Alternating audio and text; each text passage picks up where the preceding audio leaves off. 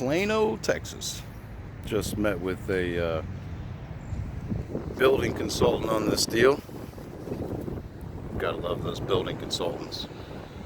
And outside adjuster with, or independent adjuster with Vericlaim.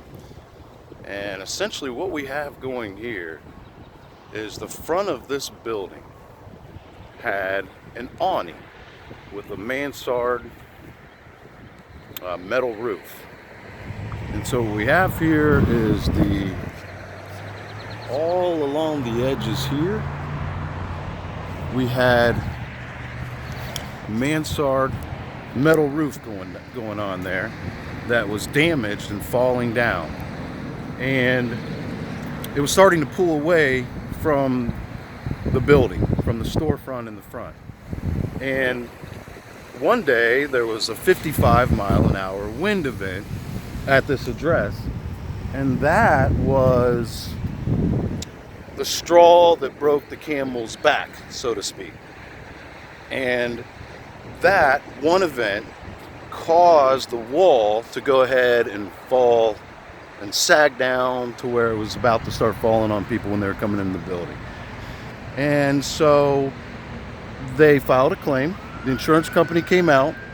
The adjuster said, well, the problem with that is that it's not covered because it happened because it was due to neglect, and it should have been replaced a long time ago and is old, and it doesn't have anything to do with why the insurance company should have to pay for it. So to confirm that, they brought out an engineer, and the engineer stated and pointed out all the problems with this roof, and which pretty much all the reasons why they wouldn't have to pay for it. Should have been replaced, smooth nails versus shank nails, and blah blah blah, right? So what we did is we brought out an engineer, and the engineer, he basically said, if there was a 55-mile-an-hour wind event, that would have been more than enough to cause damage to this wall that was already in bad shape. Now, the TPO roof that's here was only 3 years old. The wall was ancient, but the TPO roof wrapped up the parapet wall, etc., etc. You know the rest of that story. But the engineer said that the wind was the straw that broke the camel's back, and that would have been enough to cause the damage. And Mr. Engineer, what then needs to be done? Well, it needs to be replaced, the wall. Okay, great. And then what happens when the wall gets replaced to the roof? What needs to be done with the roof? Well, obviously, the roof would need to be replaced. Wow. That is sort of a big pill to swallow, right? This whole roof has to be replaced, even that lower section over there, because there is a spot over there where the membrane has been exposed. Now, the whole front of this roof was ripped apart 16 feet in. The decking is damaged and warped. There's ISO board underneath that was cracked and destroyed. Checked with the city building department. Of course, they have adopted the 2015 IBC and the 2015 IECC, the International Energy Conservation Code. The whole state of Texas has adopted that.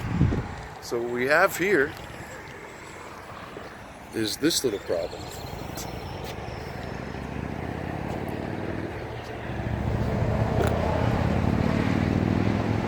Yeah. So once all of that happens, according to the building department, according to the codes, according to everything, this roof actually has to be replaced. And of course, that's a bitter pill to swallow, like I said. The IA did not understand why that was going to be the case. And of course, the building consultant, the IA is still standing down there on the ground. And the building consultant, he didn't know why that would be the case either. But once I've educated the building consultant just now, I believe that he now understands, and I believe that our IA also understands now. And so the next step is to write an estimate for full replacement on this roof. Stay tuned.